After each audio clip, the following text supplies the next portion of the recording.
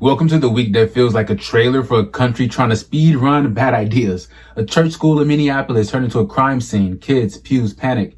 We send our thoughts. What a senseless tragedy, all too common in America. But over in DC, the CDC seatbelt popped mid-flight. The director was ejected, hopefully with a parachute, while public health is still in turbulence. Meanwhile, a federal appeals court just told Trump's trade team, nice constitution you've got there. You should try reading it. Ruling this national security tariffs crossed the line. He also tried to starve sanctuary cities of funding. A judge said absolutely not. Turns out you can't punish local governments for refusing to play deportation games. Then beyond our feed, Gaza bled again. Dozens killed overnight in fresh strikes. Headlines focus on the borders, but the grief goes far beyond that. If last week was weird, this week brought a director's cut. Schools under fire, science in flux, courts drawing lines, and the swamp trying to unionize. I'm Adonis Black. This is the Adonis Black Show, the only show where we laugh to keep from crying. Stick around. We got 5 stories today and jokes sharp enough to cut through the noise. Well, hopefully for the jokes, goddammit. I don't think that last one was the one. Writing jokes is tough, guys, okay? Jeez, let's start the show. 2 school shootings, 2 days, same city. On Tuesday, gunfire erupted outside Cristo Rey Jesuit High School in South Minneapolis. 1 person killed, 6 others injured. Students had just finished classes when bullets flew in what police are calling a targeted incident. And then Wednesday, barely 24 hours later, chaos struck Annunciation Catholic School during morning mass.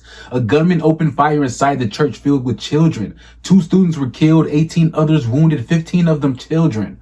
The shooter then turned the gun on himself.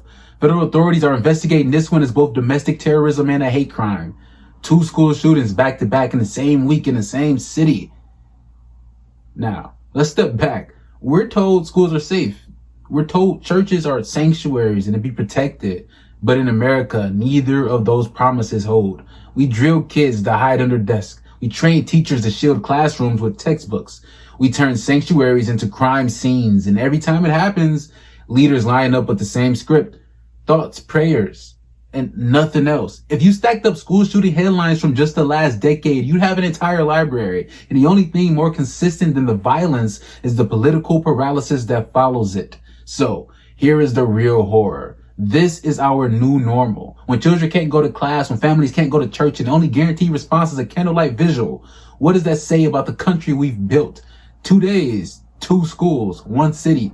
By design or by neglect, the tragic result is the same. This week, the Centers for Disease Control and Prevention went from hero to hostage.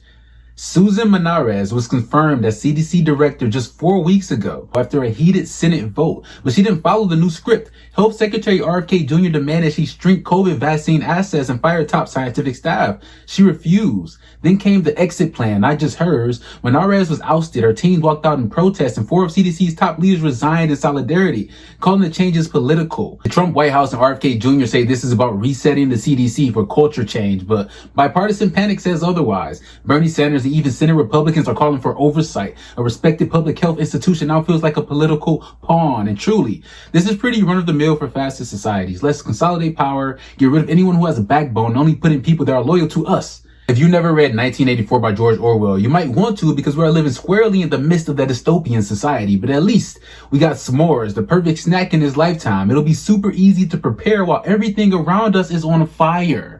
This week, a federal appeals court delivered a legal uppercut to President Trump's trade playbook. In a 7-4 ruling, judges concluded that he had no legal right to impose sweeping global tariffs under emergency powers. In plain language, he exceeded his authority. But not to panic, those tariffs remain in effect until mid-October. The administration now has time to appeal to the Supreme Court. Nonetheless, the rulings undercut the foundation of Trump's Liberation Day trade war strategy.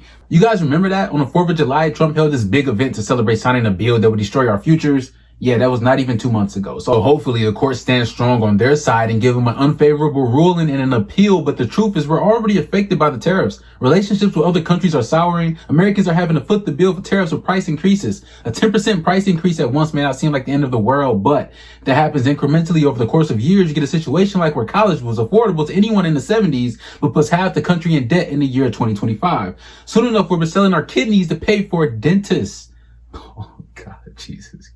I'm just like, what you want? Nice tea for a kidney, man. I don't know. What you want? You tell me. Another Trump policy just hit a wall. A federal judge blocked the administration's plan to strip funding from so-called sanctuary cities, the places that refuse to help ICE enforce deportations. The ruling said the move was unconstitutional because Congress controls the funds, not the president. In other words, Trump can't punish cities for protecting immigrants by cutting off their money supply. So it turns out you actually can't bully mayors into being ICE agents.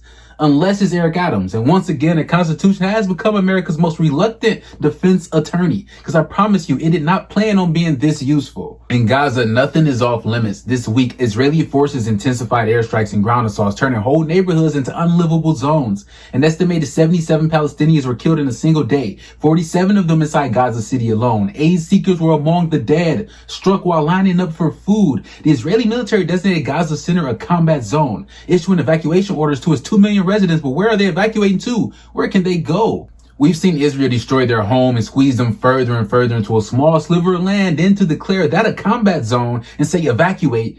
This is insane. I've seen discussions this week about why Egypt doesn't help since it's on the border. And look, the people of Egypt seem concerned and ready to assist, but the Egyptian government already tied up and benefiting from the gold being stolen from the Sudan civil war. Yeah, guys, it's all connected. They're not interested in wrapping itself in this type of foreign affair, lest it expose itself to the whole world. Since this war has begun, more than 63,000 Palestinians have died, many women and children. Entire neighborhoods are vanishing beneath rubble, and with them any notion of basic safety. So prayers up for Gaza, man, and Sudan. I just had to tie it all together, man, because God, what the fuck? What a wild week. This has been the Adonis Black Show. I'll see you next video.